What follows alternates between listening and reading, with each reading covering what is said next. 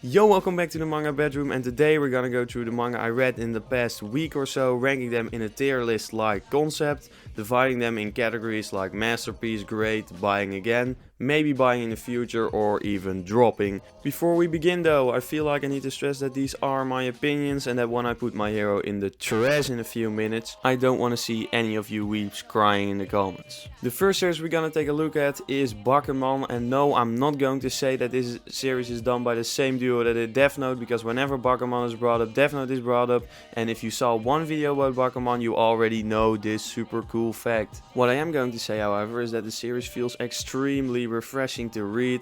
I read the first 3 volumes and I can't get enough of it so far. Bakuman follows 2 guys who are bored with school. One can draw really well and the other is good at storytelling. They decide to team up to try to make a career out of creating manga, and of course they find themselves having a hard time, having conflict with each other, having a mangaka rival and all kinds of other obstacles, which makes this series not just a non-battle battle manga, but also a great slice of life manga or coming of age story. Another thing I really like about Bakuman is how accurate and in detail it portrays the manga industry, with tight schedules, bad editors, ruthless reader surveys, and just overall the immense pressure that is being put on mangakas in Japan. So overall I really like this manga so far. So taking a look at our tier list right here, I think I'm going to put My Hero Academia in very bad, but without joking around, Bakuman definitely deserves a spot in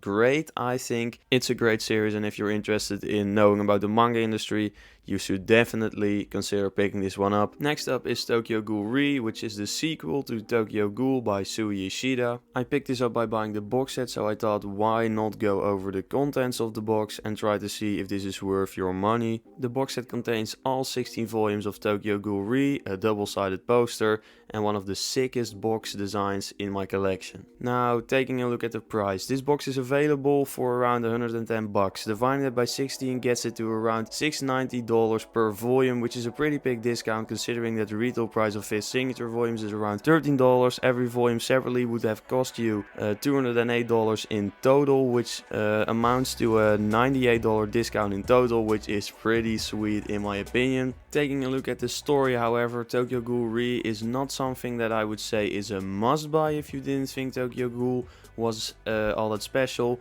but if you are dissatisfied with the ending of Tokyo Ghoul, I would still definitely recommend picking up Re, because it does really wrap up the story quite nicely and you get a really satisfying ending.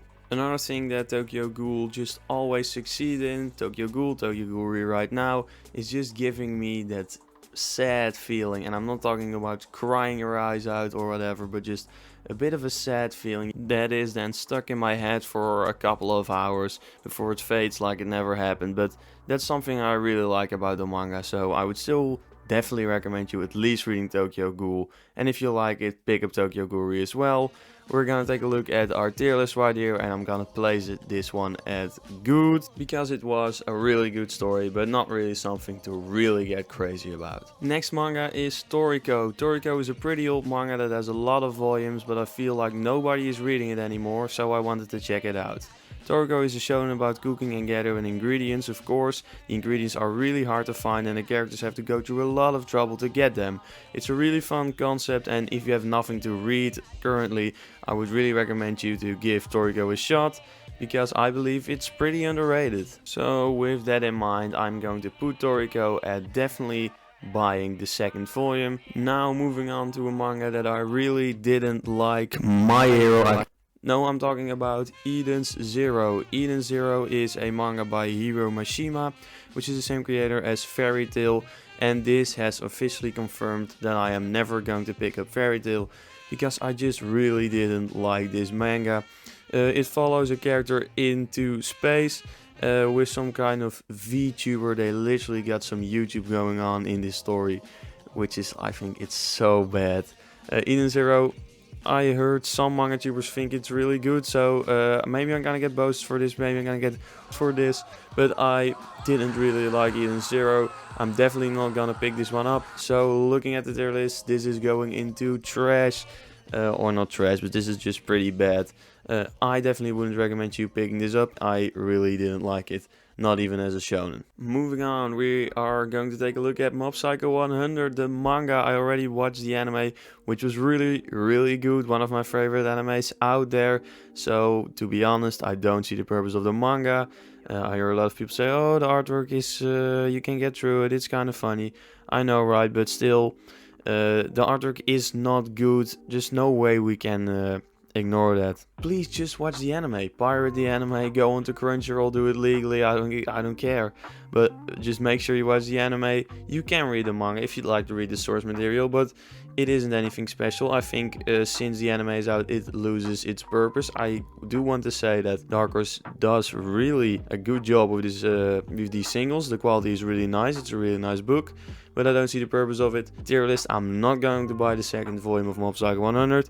A really good story, a really good anime. I don't see why you would want to read the manga. And now it is finally time to talk about it. Finally time to give my opinion on it.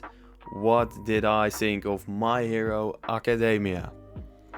It was alright actually. It wasn't the best I've ever read, but it was kinda good, so at least I'm definitely gonna give volume 2 a shot, because I like Deku so far, and All Might is pretty funny.